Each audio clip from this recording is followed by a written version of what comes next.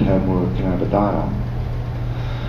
We compared the full feed program from Green Planet Nutrients to the Medi-1, similar sort of result, government weed full feed program. The full feed program at 26 days, 33, 36, 43, 45, 47, 49, 51, 56. You don't see a lot of change except this day 36, bam. That's an anomaly.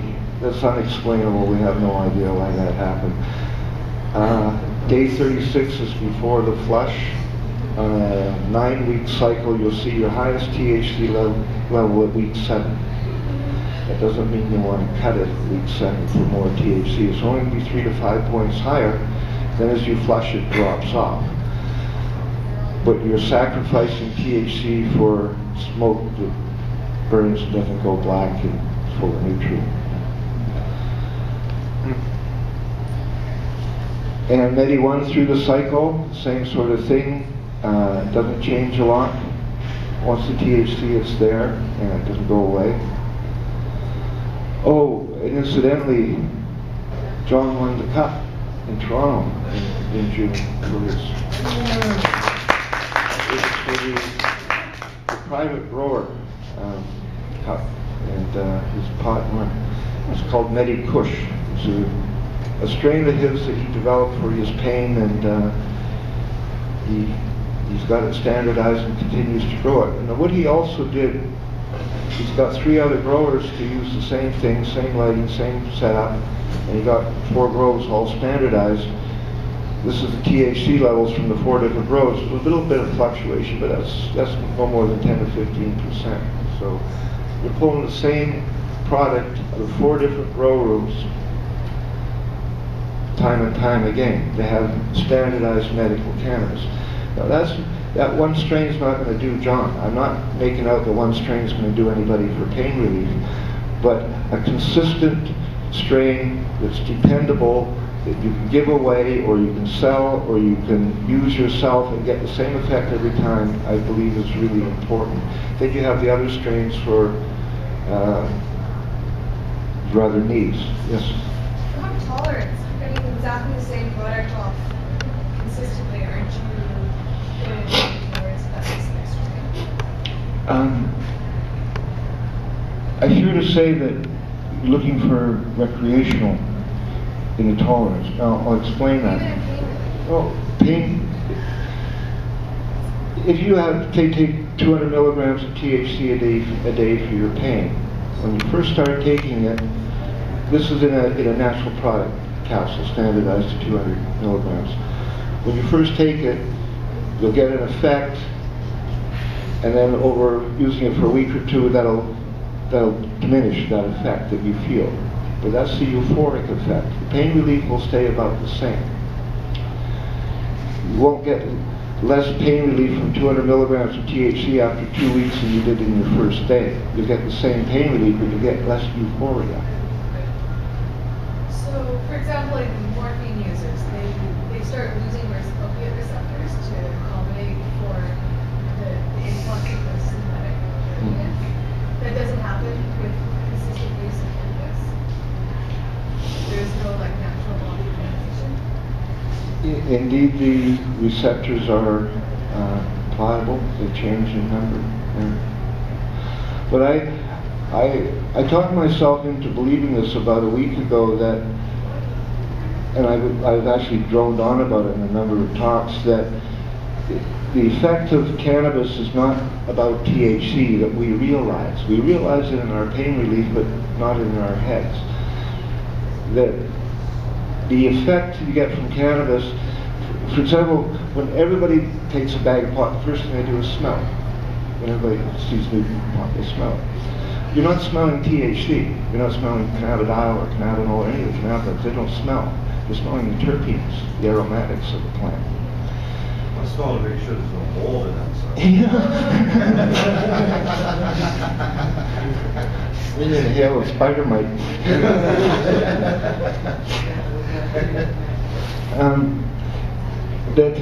the effect that we all know and like about cannabis, and the strain effect is because of the illness. And it could be by January. But measuring the terpenes, then we can really get what is happening when people smoke and eat cannabis, because you're eating them too. You do blow them off when you cook them, but there are some that stay behind, and there are some terpenes that do bind receptors as well. I've always looked at them like general anesthetics. If you look at their structure, they're just simple hydrocarbons. They'll just dive into a nerve cell and interfere with that nerve cell transmission, but not bind a receptor to do it. So they kind of anesthetizes the nerve cell membrane, but anesthetizing the inhibitory nerve can stimulate another one. So they're very complex. Like I warned you, I'm jumping around. That Medi-1 is a fish fertilizer and smells. And you got to pH up it, and that's about it. But what I really like about the fish that goes into this is the plankton feeder.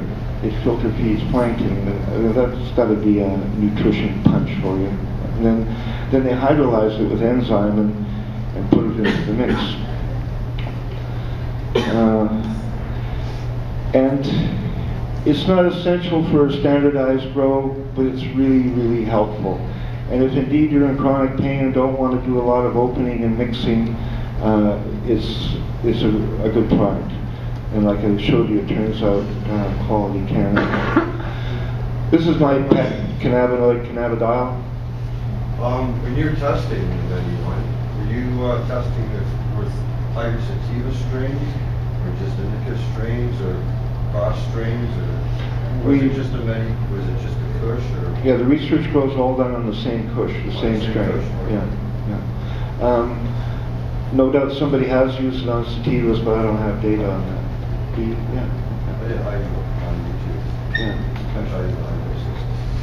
And but I was thinking, if the food is changing cannabinoids, then if we're getting a certain cannabinoid from the feed that we're giving the plant, then the strains wouldn't mean as much because we're getting that profile from the feeding of the plant. Like some people say certain strains only work for them. I find sometimes the strains are actually what's being produced. Like, for instance, use general hydroponics, right? Or advanced nutrients or Medi-1. You're getting 3 different results from the same strain.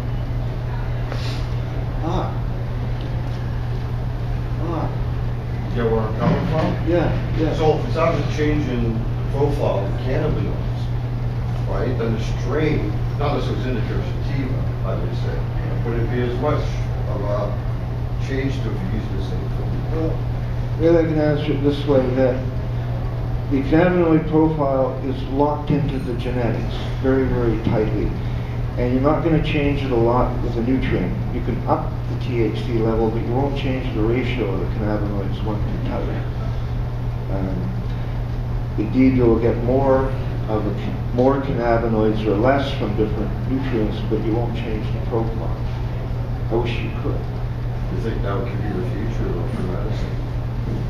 Why not breed it? Why Instead of not breed having a 1,000 different strains in the book that we got to go through, find out what works for us.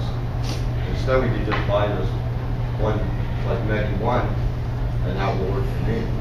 You know what I mean? No matter what I eat. Just like fertilizing instead of Yeah, because like look at all the strains out there. How do you find what one's good for you all the time?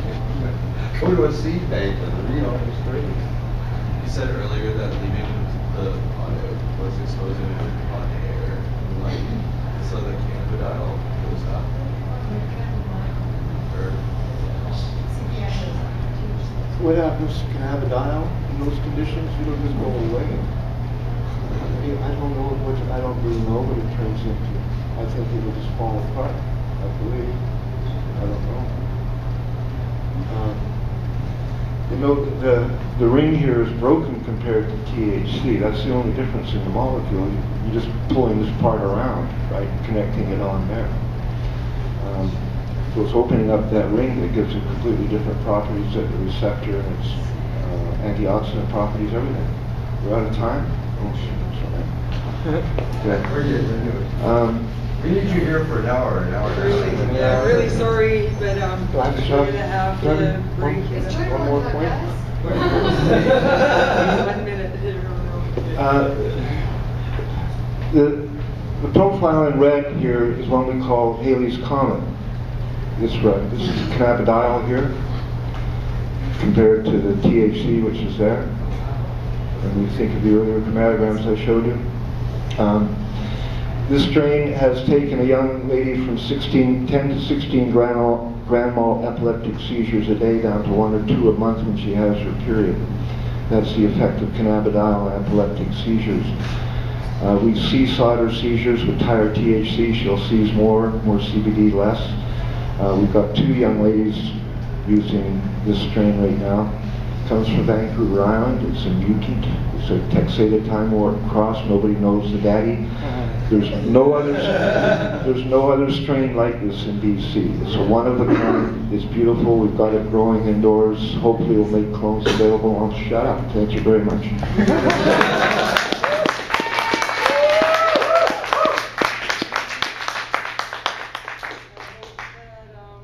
If all goes well, Dr. Hornby will come back and speak at our convention in January, hopefully.